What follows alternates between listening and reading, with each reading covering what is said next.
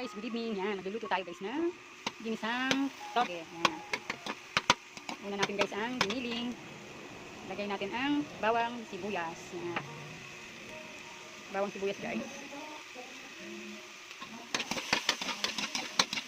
Isa natin ang bawang sibuyas. Yan. Wala mantika yan guys. Lalagyan dyan, lalagyan mantika. Nakakatas-katas na lang yung giniling ang pinakamantika. Yan. Tapos, lagyan na natin guys ang gulay na ginayat natin. Yan. Ang toge ko guys ay may gulay para masarap. Yan. Siyempre, habang nagigisa tayo, lalagyan natin siya ng pampasarap, magic sarap. Yan. Ito guys ang ating ilalagay para maglasa ang ating ulam. At siyempre, meron din tayo guys, paminta.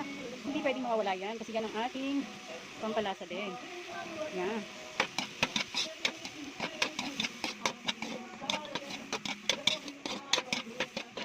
Nagisan natin ang mga sangkap natin, paminta, bawang sibuyas, yan, gulay. Sinigang na natin ay repolyo. Yan.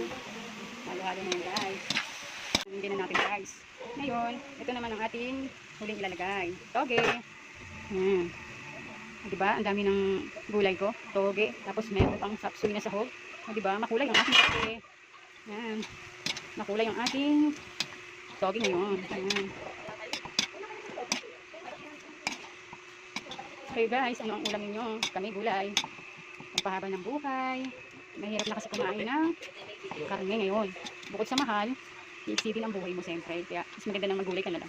Saw-saw ka na lang ng unting baboy. Malasahan man lang ang baboy. Yan, luto na ang ating ginisang toge. Yan. Ready to eat na. Yummy. Yan. Bye-bye. Thank you for watching.